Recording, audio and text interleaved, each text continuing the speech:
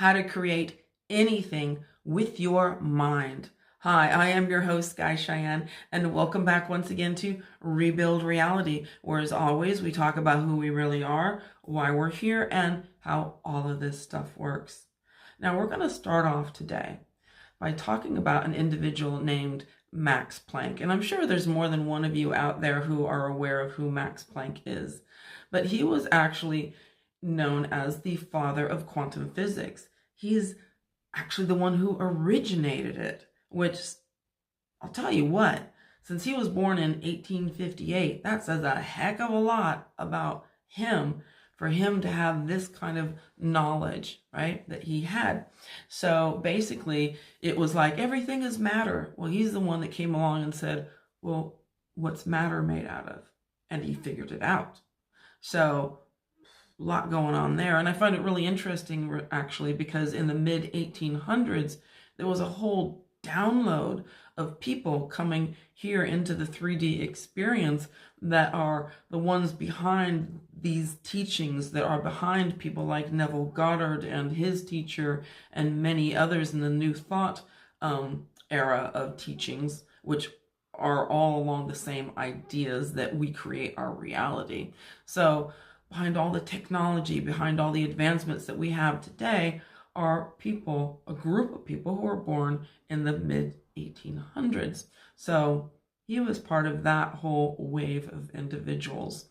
But he was also the inspiration for the whole series of movies known as The Matrix, which, as we know, was a very kind of inspirational thing for a lot of people. And the reason for that is, like I always say, you know the truth when you hear it, when you see it, and when you read it, because the truth has a literal resonant frequency to it that hits you, and you're like, you don't know how, but you're like, it hits you like a boom, like, oh my God, that's true, or that's real. So in that series of movies, these characters were living in what they understood, what they knew was actually a simulation. Their 3D experience was a simulation, but they had been able to pull out of it to understand it was a simulation. But still, they were still fighting characters, and still when they were in it, they were seeing it as real, which is, a heck of a lot like our reality that we're experiencing right now. But the cool part about it, if you get to the very first Matrix movie, at the very end of it, which I'm sure a lot of you who have seen it love that scene, which they call the hallway scene. And in it, the main character, who is, of course, Keanu Reeves, known as the character Nemo, was shot and killed by his opponents, right? So, he falls over, he's dead, he's been shot multiple times, that's it, right? But he gets up, and all the bullets fall out of him, and he's alive. And his opponents are like, they start shooting at him again. And as those bullets approach him, he's like, no. Puts his hands up, and he stops him dead.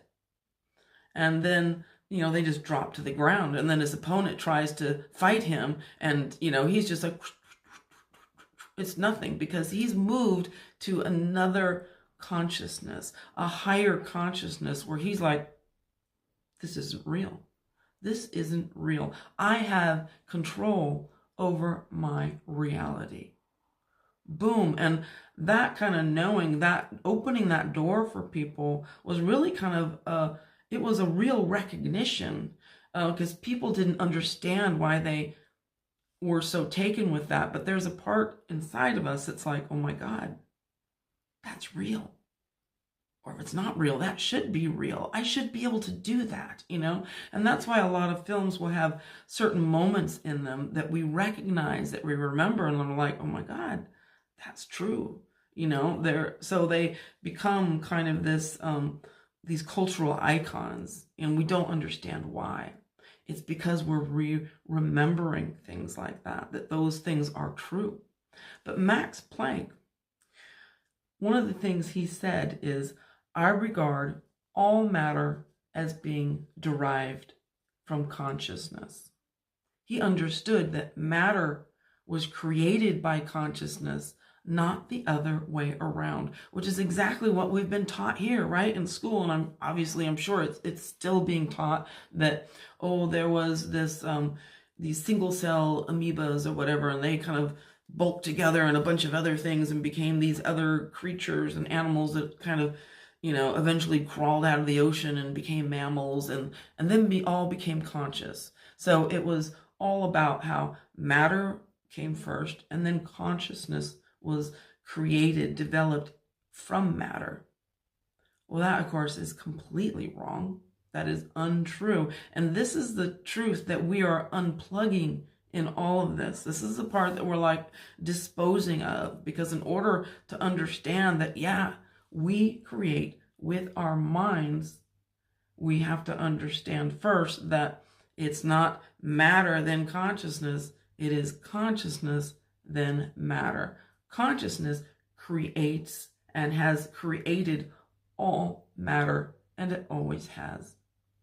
So when we understand that, it's like, okay, this turns everything around, in our understanding. So then we're like, all right, so my thoughts, my actions, my beliefs, all my assumptions, all my mind, actions, and all of my physical actions are literally, truly what are creating our reality. So in so much of the manifestation world, people kind of go around this stuff, I think, mainly because they don't understand. They're like, I don't know, it works, it makes sense. I don't know why it works. I don't know what's beneath it all. But that's what I like to do. I like to pull up the covers on all of this, because to me, we are literally just remembering this stuff. Like, oh yeah, I forgot. I'm the one that's creating my reality. And that's when it all kind of plugs in together, with all the spiritual teachings. Then we're like, oh, which have told us all along that, no, you are creating your reality. You are, know ye not, ye are gods. All of those things start to make sense when you add the quantum physics to it, right? So in the 1920s, Niels Bohr, who I mentioned before in a video the other day, because he had that long going,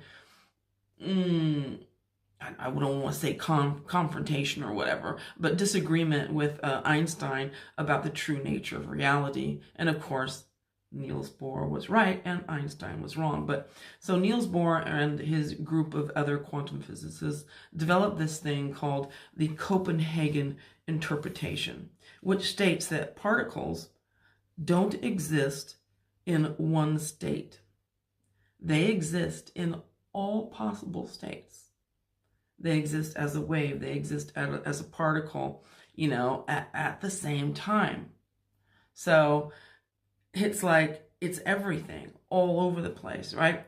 So particles actually exist in their original form in all possibilities, in all states, and in all locations at the same time. And when we look at it, when we look at our reality, when we observe particles, it is then that they are forced into one probability. Out of all infinite possibilities, they choose one. It's literally the observation of them, our expectation of what our reality is going to be, that forces particles into the state we think that they should be, that we believe that they're going to be, because outside that door over here is everything, all possibilities. But when I open that door, there's going to be what I expect there to be, because only because I expect it to look a certain way, because I have expectations of it. I have beliefs about it. And that is literally my beliefs. My thoughts are what is interacting with physical particles and making them become the one thing that I think they should be. But they can also become the thing I want them to be, which is why my mind can create anything just like your mind. And all of this is literally proof that we are creating our reality constantly, from moment to moment. And that's why I was bringing up the people with multiple personalities recently, who are also, not only they're changing their physicality, not only their reality, but their physical appearance, their physical body, because they're able to do it in the moment, because they're disassociating from the person, their other personality, by saying, that is not me. And that disassociation, by being born as a new person, a new version of yourself, a new complete creation, can literally be done on the spot. Now, I know that most people are just getting used to the idea that we have any kind of control over, reality whatsoever. So most people are kind of like they've got the training wheels on, trying to get used to that idea in the first place. And I totally get that, but I like to swim in the deep end. I like to be on the cutting edge of consciousness. That's what I'm interested in, because we can take that slow, decades long, drive to finally get to the top and be like, oh yeah, it was what she said all along. Huh. But, because the truth is just the truth, and then all the pieces make sense when you get there. But it's like, I don't want to take that long, decades long drive to finally get there. I want to take the elevator. And that's why I talk about the things that I talk about, because we can talk about different methods and different techniques and different this and different that. But if we go in and we rip it out by the roots and we pull back the covers and we see what's under the hood, what's under,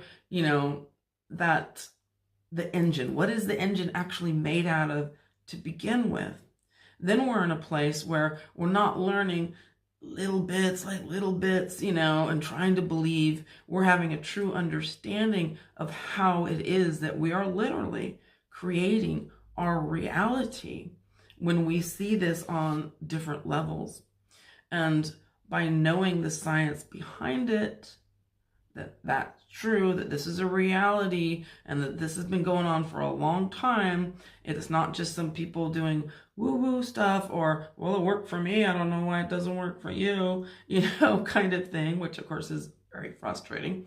But when we got these understandings that, within ourselves, that we got it. We don't need all the other pieces. We don't need to struggle and take all that time in order to understand. We begin at the top instead of beginning at the bottom, right?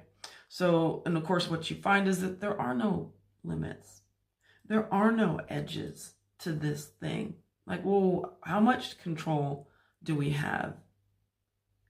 All of it. Of course. You either have no control or you've got all of it. It's either one thing or another. It's either off or it's on. And of course, the universe always says yes. So it is full on, So we eliminate all the little bits. We go right to the top, right to the truth, where we're living in the true reality because we've discovered it. And we've accepted it, This is the beginning and the end. This is the alpha and the omega. This is the true reality when we understand that our mind is constantly interacting with what we see as our physical reality, that our consciousness is creating and manipulating and controlling all matter, which means everything inside, everything outside, your body, everybody, everything. Your mind is creating that picture. And so if we don't like the picture we got, well, there's only one way to, look, to be like, okay, so I need to change that story. I need to erase that one or put that one in the trash, and I'm going to write up a new story, a new past. Get rid of the past. Don't keep the past around. If you're a new person, with the new understandings that you have about how you can create your entire life, then you write a new story, because you don't need that old past. You don't need any of that. You can either rewrite it completely, you can keep certain components, you can, change it absolutely if you want to be at that level where you're like, no, I'm not, a lot of people want to be another version of themselves. Me, I'm completely different. This is the way I like to roll myself. I'm like, no, I'm not that person anymore. I have a different past. I have a different future. I have even a different personality, To me, I see it like a past life, that I will have certain traits, but I'm not that person anymore. I will change my country. I will change my name. I will change my clothes. I don't want any of those clothes. I don't want any of those things anymore. I am a new person, born anew. And I know that most people are not going to take it to that level. And I totally get that. But if I want to really shift things fast, I'm going to move. I'm going to move from that story to that one. So this is the kind of abilities we have, on whatever level you want to take it on whatever level, big or small, that you want to use this information on, that knowing that you truly are literally the creator of your reality with your mind means, of course, that you can create anything with your mind, and you can do it right now. No limits, no rules. This is your world. So thank you for joining me here once again on Rebuild Reality. And thank you for subscribing. Thank you for all the new wonderful subscribers. Welcome, everybody. It's nice to have you here. And thank you for commenting. Love your comments, as always. Thank you for liking, for subscribing, for sharing, for doing all that stuff to help me, keep rocking this thing, to keep it fun, to keep it interesting. Because I do it because, well, it kind of keeps me into it, but I do it mostly for you guys, because I don't want people to have to learn the hard way. Doing things the hard way, learning things the hard way is an option, especially when you know things like this. But thank you all for being here, you amazing creators that you are. Every single freaking one of you is amazing. So I will see you here next time on Rebuild Reality, and I look forward to it.